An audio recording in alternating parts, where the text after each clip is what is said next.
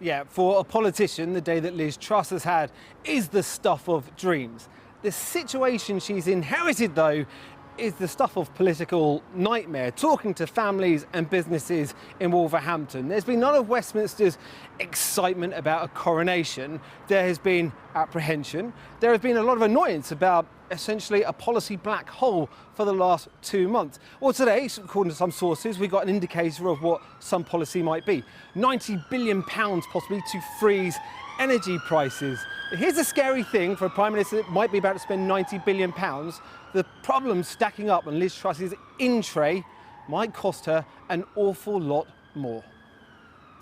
Now is not the time many might choose to take on running a nation. I mean, I'll go into accommodation and I've had people have to sit in my car to warm up because they've got no heating in the house. People struggling, so too are the firms that employ them. We've got 234 families are dependent on us here. One wrong move on that front, we could actually shut the whole company down. And for those that govern, difficult decisions are imminent. You've been a councillor for what, 30 odd years? Yeah, about 30 years now, yeah. How does this rate to what you've seen? Anything I've seen previously, this is the worst crisis we've ever had. This is the UK our 56th Prime Minister has inherited. Energy, the economy and the cost of living crisis will define Liz Truss's premiership. And here in the West Midlands, with the highest rates of fuel poverty in the country, people are desperate to hear from the new Prime Minister and her plans to support them this winter. And these streets, the streets of Bushbury and Wolverhampton, the need is particularly high. According to the latest statistics, 48.1% of these homes are in fuel poverty. That means that once they've paid for heating, almost every other household around here is living below the poverty line. Look, the soul's over. Beautiful. For the staff and volunteers at the Good Shepherd a few streets away, they've never been busier. What's different, though, is who comes through these doors now. We're set up and our core thing is supporting people who are homeless, street homeless, and the vast majority of people before come to us would have been in that situation. Now we're getting more and more families, so about a quarter of every new person that comes to us is a family or people who are working and people who are housed and are just being pushed into using. In the last 5 weeks, the number of people coming through the doors have increased 40%. 170 people being fed 3 days a week, including Carol. She also gets given essentials to take home. I'll get bread from here and I've just got some milk from here as well, so I'm all right for... If you didn't have the help from here, what would you do? I don't know, I don't really know. I would really be stuck. I'm just trying to do things, day-to-day things by myself. Is it getting harder to do those things by yourself at the moment, though? Yes, it is. But nowadays I just find it hard when I haven't got no money. So... More of those days at the moment? Yeah. Yeah. For British business, the challenges it faces are industrial in scale. There is no doubt that you, at some part of your day, would be very close to, if not using, something that has one of our products in it. Right. This is complex chemical engineering and it's energy intensive. Robinson Brothers even make the odour that gets added to the gas in all our homes, which is now oh so expensive. It doesn't mean they get a discount, though. If we were to go to the market today, our gas goes from 700,000 to 1.7 stroke 1.8 million, and our electricity goes from 1 million to 2 million. For 2 months of the leadership race, Liz Truss has vowed to grow the economy by cutting taxes, and today she pledged to, quote, deliver on the energy crisis. She's understood to be considering a freeze on energy prices. Adrian says it's direct handouts that will keep all our lights on, though. The short term is cutting taxes. The time it takes to flow through will be way too long. I mean, that's just too long of a process. We need support right now that's tangible, we can get in our hands this instant almost. That's what we need, not a medium to longer term plan. There is also one other issue facing Liz Truss and the nation that British business says needs to be resolved: Brexit. We've had this from our German customers that, you know, when they hear about Article 16 and the threatened use of that, we've been told, I'm sorry, Adrian, we can't deal with Robinsons anymore because of the uncertainty relating to the Northern Ireland Protocol. We are actually going to look for European suppliers. Oh, clients actually saying that? We've had two say it in the last 3 months to us. I'm losing sleep. Let's be absolutely honest about it. Wolverhampton Council has had to spend an extra £1 million to plug holes punctured by the cost of living crisis. But there's no more extra coming in. Go on then, look, you spend an extra £1 million, your bills are going up. Where are you going to make cuts? You're always hoping not to, but But you're going to have to, aren't you? But you know, we can't keep this position forever unless we get those extra finances from governments. You are looking at things that are non-statutory, which is, I don't know, roads, pavements, trees, parks, libraries, and I don't want to go there, not at all. But you're going to have to, aren't you? Well, it would be my very, very last option.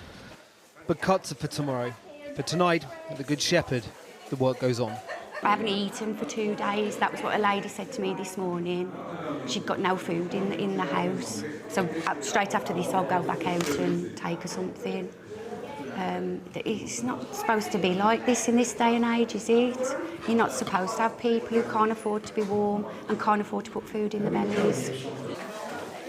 Today, the nation got a new Prime Minister. Tomorrow, we'll get a new cabinet. And in the days that follow, they hope hear their policies and support. So what are Liz Truss's priorities for the economy? Freezing energy bills, cutting taxes, rolling back spending on infrastructure, and how will she pay for it all? Our economics reporter, Neil MacDonald, is with me. First of all, the challenge. Well, it's a pretty grim situation. Trying to control inflation in the 1970s and 1980s led to the collapse of two governments. Liz Truss has now got to find a way to do it, and she does not have much time. The question is obviously around energy bills. The price cap is due to go up to £3,500 in just 25 days. Now, many economists think that that is going to be enough to tip the economy into recession. If Liz Truss wants to stop that happening, she's got a few weeks to do it. So what do we know about her version of the price freeze? Well, could this be the big solution? So people pay their gas and electricity bills now. That would be frozen at a certain level, and above that, the government would make up the difference, paying the difference to your energy supplier. The thing, of course, we don't know is at what level the freeze would be imposed, and that's going to be absolutely critical in determining how expensive this is going to be. Just to try and give you a flavour of it, if they imposed a freeze on the current price cap of about £2,000, that would cost the government about £95 billion for every household. And that is not a precise number because, of course, the gas price can move all over the place. So this is a bit of an open-ended commitment, but there is a big prize at the end of it. The city firm Capital Economics reckon that if you did that, freeze at the current level, you could knock 4 percentage points off the inflation rate. So instead of peaking at about 15%, peak at about 11, that'd be very good news. So does that tell us what Trussonomics is? Trussonomics, if I can say the word, I'll have to learn how to, is about clearly being willing to borrow more in certain situations and being willing to make the argument that that's okay because our national debt is not too high. Now, at the moment, government debt as a share of national income is 95%, and allies of Liz Truss will tell you that there are other industrial countries where it's a lot higher, and that is true. It is just worth remembering that if you went back to 2007, before the financial crash, national debt as a percentage of our income was 34%. So it has ratcheted continuously higher, despite all the talk from governments about bearing down on the deficit. How do you deal with that? Well, the answer from Trussonomics is faster economic growth, not higher taxes. How do you get faster growth? Through deregulation. Of course, governments have been talking about deregulation for a very long time, whether it's of planning or workers' rights. How this government's going to deliver it, that's not clear. Neil MacDonald, thank you. Well, let's find out more about Trussonomics. Joining us now from our Westminster studio is the economist Gerard Lyons, who is close to the Liz Truss camp, and from North London, Paul Johnson, who is the director of the Institute for Fiscal Studies. Well, Gerard Lyons, I mean, she says she's going to slay these sort of sacred cows of orthodox thinking. What is she going to do, or what should she do to bring growth from a likely recession? Well, I think the first thing is, as you've touched on, is to address head-on the energy crisis. And I think that's the most important thing. And that looks like a price fix. And that is the government taking on the risk above that price cap, taking the risk away from consumers and from businesses. Beyond that is about a rebalancing of macroeconomic policy. One has to remember since 2008, the UK, like the rest of Western Europe, has been in a low growth phase. And that low growth phase creates all sorts of problems, not least for the public finances. What Liz Truss is trying to do is to have monetary policy focused on tackling inflation and fiscal policy very much focused on stabilising the economy. Her fiscal plans, in my view, are not only necessary, given the nature of our inflation shock, they're not inflationary. Our inflation shock has been caused by supply-side factors exacerbated by monetary policy, not caused, as it used to be, by an overheating economy. So that allows scope for fiscal policy to be non-inflationary. And very importantly, it's affordable. Now, it's very much, therefore, important to tell the financial markets about the plan and to take advantage of borrowing rates, which admittedly have gone up a lot in the last year, but now 3%. They're in negative terms, in real terms. The UK has the ability to borrow at still relatively low rates. And maybe just before passing back to you, one point often overlooked is that relative to other Western countries, the maturity of our debt is very long. It's almost twice the length of the maturity of Germany, say. So there is a lot more flexibility there. So in answer to your question, it's about addressing the energy crisis and rebalancing monetary and fiscal policy. Let's bring in Paul Johnson from the IFS. Is this magical thinking, fairy tale economics? Well, of course, we don't know what's going to actually be part of the policy. Quite clearly, there's going to have to be a significant intervention on energy prices, and I presume that we will have something along the lines of an energy price fix, which will cost tens, possibly even £100 billion. Now, rather like the bailout for COVID, that kind of support is affordable because it is one-off, or at least we hope it's one-off. It will need to have some very clear analysis around how that's going to be repaid over time. I hope that is actually taken on as proper government debt rather than any strange effort to make it look like it's energy company debt, because that will always come back to the government in the end. The question then is about other aspects of tax and spending policy. We are also going to have to, in my view, have significantly increased spending relative to current plans, because of course the current plans were put in place when inflation was expected to be 3%. It's now going to be 10 to 15%. So the health service, schools and so on are going to need tens of billions of pounds, probably more than is currently planned. So the question then is there room, and is it wise to also be considering 30+ billion pounds of tax cuts, or tax cuts relative to plans, as Liz Truss seems to be intending? It's at that point where one begins to wonder whether all of that together adds too much to the national debt. And it is really important to distinguish between that which is a temporary support, which is a one-off, and that which is a permanent tax cut. And the last thing I'd say about permanent tax cuts is that they won't be permanent. I think we can say that with some considerable certainty, because over the next 5, 10, 15, 20 years, the costs of healthcare, pensions, social care and so on are only going to rise as the population ages and pressures in those areas increase. So even if we do get tax cuts over the next couple of years, I can pretty much guarantee that in one way or another, they'll be reversed over the next decade. Jared Lyons, taxes are going to have to go up, not down. OK, two different parts to this. One is the near-term outlook. The UK has been the only G7 country to be raising taxes going into a global downturn. So therefore, it's correct to not only reverse the planned tax increases, but in my view, there's a very justification to actually cut taxes further. But the heart of the issue here is the need for a pro-growth economic strategy. Since 2008, to reiterate an earlier point, we have been not only in a low growth environment, but the Treasury orthodoxy has been that low growth means that more of the budget deficit is structural. That justified wrongly, in my view, the austerity we saw a decade ago.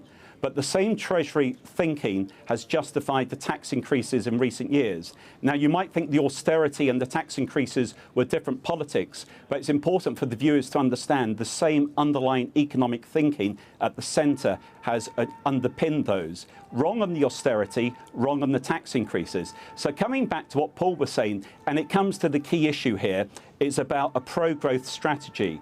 Therefore, I would argue that the fiscal rules, and we've had 8 iterations of the fiscal rules probably since 2008, tend to constrain. Borrowing is not the constraint that people should think about. It's a policy option at the moment, and it's necessary to prevent a deep recession. And the important thing is to have fiscal responsibility and financial solvency by bringing debt to GDP down over time. So tying it in with what Paul was saying, the key, well, not over a long time. Actually, the key issue is about economic growth. The UK's debt to GDP, it's not a flippant comment from you. Basically, debt to GDP is very key here. The UK has a very important situation here. Labour market is very strong position. We don't want to have an unnecessary recession. We already face enough challenges on the energy front. Therefore, it's right for Liz Truss to address that. So, but we do need to actually make sure that we use the borrowing capability to prevent the downturn being any deeper or longer than it might otherwise be. I must let Paul answer. Okay. Paul Johnson, I mean, is there a danger the markets are going to lose confidence? Well, we've already seen, as Gerald has said, quite a significant increase in interest rates on government debt. It's still, as he says, low in historic terms, but it's a lot higher than it was really not very long ago. And actually, half of our debt is effectively at zero term because of the way that it's held by the Bank of England. So the interest rate in the short run on our debt is rising and rising extremely fast. I think the key thing in terms of the markets is how they see the UK relative to other countries. Are we pursuing a policy which is significantly different? Because we do know that across the country, across the world rather, over the last decade, it's been extremely easy to sell debt. It's been extremely easy to get extremely low interest rates. Now, there are some warning and worrying signs. We've seen sterling on a permanent, pretty much, slide over the last several years. The UK does face some particular difficulties. We've grown less than the US over the last 3 or 4 years, and of course there are additional costs associated with Brexit that other countries are not facing. Paul Johnson, we must leave it there. Thank you very much indeed. Jared Lyons, thank you. Cathy. Thank you. Well, joining me now is the Trade Minister, Penny Mordaunt. She made it to the last 3 in the leadership contest before she was eliminated. Rishi Sunak himself, who wasn't long ago in the Treasury, said that Liz Truss's economic plans would plunge millions into misery and pour fuel on the fire of inflation. Do you understand how Trussonomics adds up? So look, people running against other people in contests say all kinds of things. What we have seen from Liz is that she has a clear plan, not just to deal with the immediate crises, but also about dealing with the causes of those problems, and that's what you'll see set out in the next few weeks. Right, I think we've got your sound now. We had a little bit of a problem with the sound there, but people sling mud at each other in leadership elections was the gist of what you were saying. So how on earth, after all that bitterness, is she going to bring the party back together? Well, I do think the mood of the party is to come together. People have wanted this contest to be done and dusted a long time ago and to get on with doing the things that the people need us to do. So that's what you've seen from MPs today. People are wanting to unite behind the leader and they want her to be successful. Boris Johnson and Priti Patel are going to be a hell of a backseat drivers, aren't they? No, I don't think that is necessary. I don't think that's in their nature. And what we want to see is the parliamentary party supporting the new leader. I think one of the reasons why people did choose Liz over Rishi is they felt she was the best person to be able to do that. Right, so your message to Boris Johnson, if he's thinking of making some helpful noises in a new column in the Telegraph or whatever, zip it. So look, I think he, we thanked him today, tributes were paid to him today. Yeah. He'll be one of the few people that will know how tough that top job is, and he loves his country and he will want her to be successful. Put country before Boris Johnson. Well, I think, Boris Johnson, whatever you think about him, and I know he's Marmite to some people, I think he loves his country and he'll want the leader of that country to do well. Right. I started off by asking you about Liz Truss's economic plans. The fact that she's preparing to make such a massive U-turn on handouts, as she put it. Does that suggest that the kind of politician she is someone who puts pragmatism before principle? Look, I think she's always recognised that there's going to be support needed. She's questioned the merits of also, at the same time, taking large amounts of tax off people. I think that's a fair thing to say. But she is very pragmatic. She knows what she believes in. But what she's really interested in is delivering for people in this country. She knows the challenges we're facing, and she's going to want to make sure that we not just get through this, but we also deliver on those ambitions that people voted for in 2016 and 19. Right. Well, you're clearly speaking on her behalf. A little bird tells me she's offered you the job of Leader of the Commons in there. Well, Kathy, you are always much better informed than I. But That's a yes, then. There's a protracted handover because the Queen is in Balmoral, but you won't have long to wait for a reshuffle. Right. So saying cock in the Commons wouldn't rule you out then? Well, I'm still afloat, returning fire, and I shall carry on as I always do. Just briefly, have you spoken to Liz Truss today? What's her mood? I have. She's very humbled. She wants to get cracking straight away. She's one of the most best prepared PMs we've had, and she wants to get on with it. And girly swat then. And we want to support her to do that. Penny Mordaunt, thanks very much. Well, if Liz Truss faces the immediate challenge of uniting the Conservative Party, as we're hearing just then, she could face another uphill battle to hold together the coalition of voters that propelled Boris Johnson to victory just 3 years ago. Swathes of seats across the North and Midlands had been considered safe Labour seats before the 2019 election. But the so-called red wall came crashing down as many voters switched allegiances and turned their areas blue for the very first time. Since then, Labour has regained one seat in Wakefield, and with polls suggesting many others could flip back in a general election, the Conservatives' grip on power could be at risk unless they come up with a way of winning back those red wall voters. Our reporter Amelia Jen is in one of those seats, Sedgefield in County Durham. Amelia. Well, Sedgefield is Tony Blair's old seat. It had been Labour for decades and decades until 2019. It was here that Boris Johnson chose to hold his victory rally in the early hours of the morning, and I think the symbolism of that wasn't lost on anyone.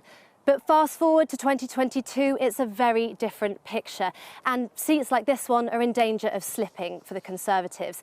A recent poll of 40 red wall seats, including this one, suggested that Labour was ahead by about 15%. So that's a challenge for Liz Truss to try and reverse those numbers to convince voters here that they can trust her. Now, she's played her cards quite close to her chest. I've been speaking to Conservative politicians across the North and North East, all of them saying they want to see her committing to levelling up, committing to Northern Powerhouse Rail, particularly that line between Manchester and Leeds that Boris Johnson shelved.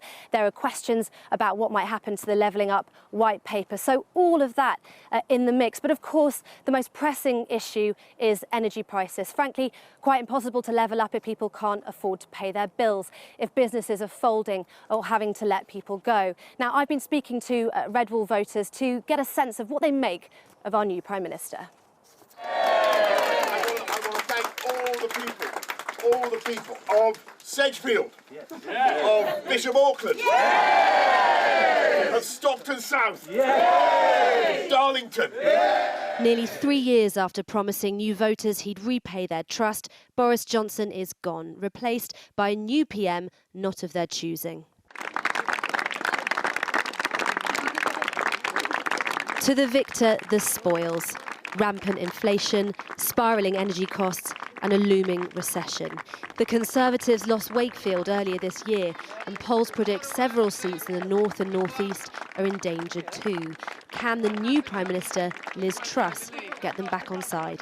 I'm not so certain that she'll do the business personally. I think Sunak's got his feet on the ground more firmly than she has. I think she's slightly unrealistic, but you never know, she might prove us wrong. She impressed me a lot, yes. I think she's going to make a good Prime Minister. Oh, you like her? I do like her now. Yes, after the hustings and things that have gone on. And what about all the things that she's promising right now? Do you believe she's going to deliver on them?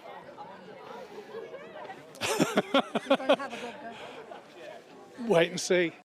The political climate of Boris Johnson's landslide win in 2019 has all but evaporated, leaving Conservatives here in search of a new narrative. But at the moment, we've got about 500 civil servants inside. So 500 people working here? On the ground working, and that number's increasing all the time. In Darlington, the Levelling Up agenda saw hundreds of jobs moved here from Whitehall and £24 million worth of investment too, a solid return for voting Conservative for the first time since 1987. I think it was absolutely down to Boris and all of the things he was promising. This was a new wave of optimism for the North in Darlington under Boris's leadership. You talked about the Boris Johnson wave. That wave's hit the beach now. What's next?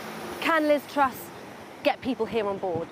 Do you know what? Liz has been part of Boris's government throughout his tenure, and I believe that Liz will continue with that commitment of levelling up. It's important. This is the Conservative Party's #1 commitment, levelling up. It's about giving people the same opportunities, whether you live in the South, whether you live in the North. So I'm confident that the new Prime Minister will grasp that. But just as a reminder, I'll make sure that she has a letter from me in her inbox.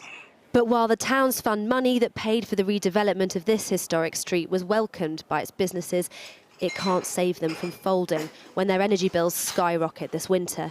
Debbie Eccles has cut her monthly salary down to £1,000, below the minimum wage, just to stay open. And we just think we're getting no help. Like, it doesn't look as though there's an end to it. You just think, day to day, will we survive? Will we be here this time next year? And how long have you been here? 16 years. Did you vote for Boris Johnson last time round? Yeah. You did? And had you always voted Labour before that? Yeah. Do you trust Liz Truss? I don't really know her. She just seemed to have appeared from, like, nowhere really. The challenge for MPs in seats like this one, marketing themselves under a new leader when the old one's shadow looms so large. Polls, even when Boris Johnson was still in place, show that you're in danger of losing these seats. Let me tell you something. I do not wake up every morning and think, oh my God, I'm going to lose the next election because of X or Y or this decision or that announcement or this tax increase or that problem that we're facing. And so the only poll that matters to me is based on the work that I've put in, and the poll that matters is the one at the next election. So you think there's a place for you here in this seat as an MP in a post-Boris world? There's a place for me to serve a term in Parliament that the people of Darlington gave me their vote to do that. It's now for Liz Truss to get out to bat, to convince voters that even during this time of crisis, after months of infighting, it's she who can repay their trust.